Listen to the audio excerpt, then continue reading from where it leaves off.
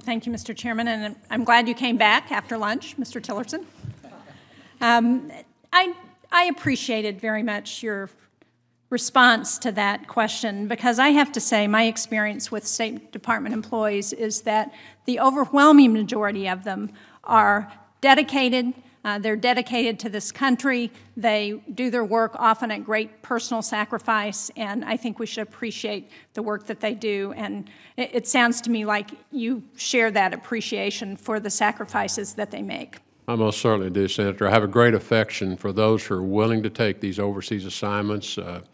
Many of them are in very difficult locations, and particularly when their families go with them, they truly are sacrificing on behalf of this country, and I think that they deserve the recognition for that and the appreciation for it.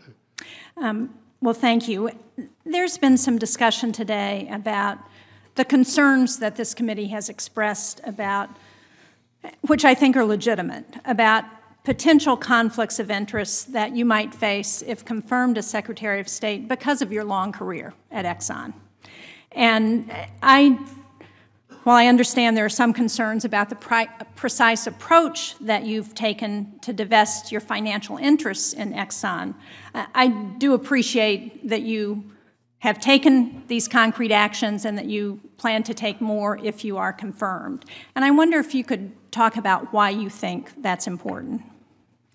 Well, Senator, and again, as I commented in response to a question earlier, I had a great 41-and-a-half-year career. I was truly blessed, enjoyed every minute of it. That part of my life's over.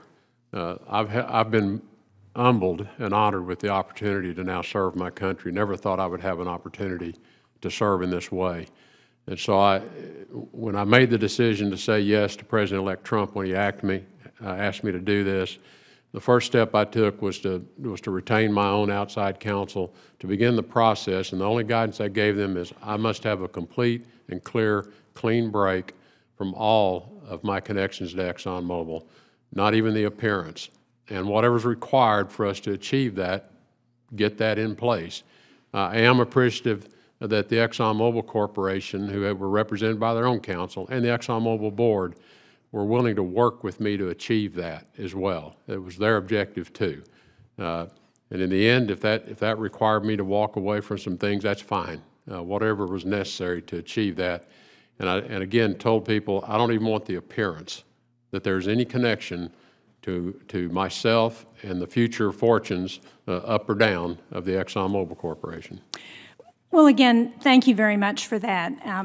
I'm sad to say that I think it stands in stark contrast to what we heard from President-elect Trump today, who announced that he is not going to divest himself of his vast business interests around the world. So I do appreciate your recognition that this is important for maintaining the integrity of the position with the American public and the world. You talked about eliminating ISIS as one of your top priorities if you're confirmed. And your opening statement connects radical Islam to ISIS. And you also make the point of saying that you think it's important to support Muslims around the world who reject radical Islam. During the last Congress, this committee heard about the importance of working with the Muslim community in the United States to combat ISIS and the domestic terrorists that have been produced as the result of ISIS ideology. In your view, is it helpful to suggest that as Americans we should be afraid of Muslims? No, Senator. In my travels and because of my past work, I've traveled extensively in Muslim countries, not just the Middle East, but throughout Southeast Asia, and have gained an appreciation and recognition of this great faith. And that's why I made a distinction that we should support those Muslim voices that reject this same radical Islam that we reject.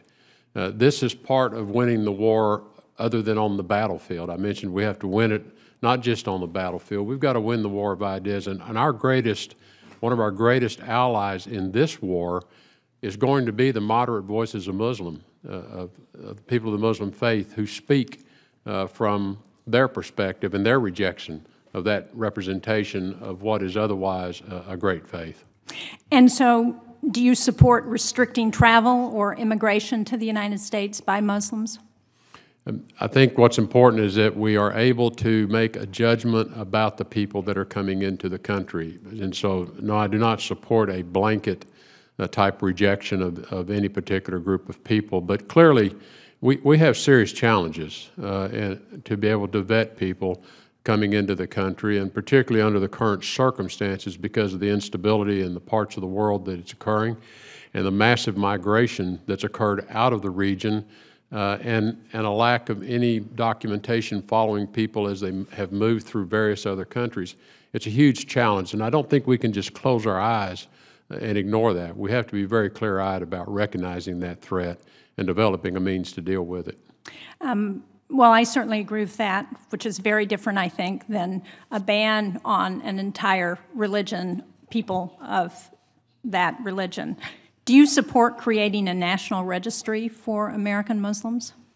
I would need to have a lot more information around how such an approach would even be constructed. And if it were a tool for vetting, then it probably extends to other people as well, other groups that are threats to the U.S. But it would just require me much more information around how that would even be approached. And one of the things you and I discussed when we met was the special immigrant visa program that we have maintained for Afghans who have helped our men and women in the military on the ground. And will you support continuing that program to ensure that those people who have been properly vetted, who helped our men and women, are able to come to this country when their lives are threatened in Afghanistan? Special visa waiver program, it's important that we protect those whose lives are truly at risk because of their efforts to assist our American military forces or other forces in Afghanistan. I think it is also important to make the distinction, otherwise we undermine this program and risk losing it, and not expand it to allow other people to come through the program that are not truly at risk.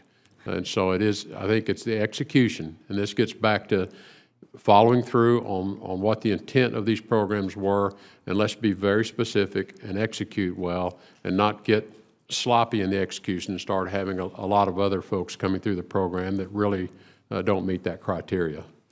Well, thank you. I think Congress has pretty narrowly focused the program. I appreciate that.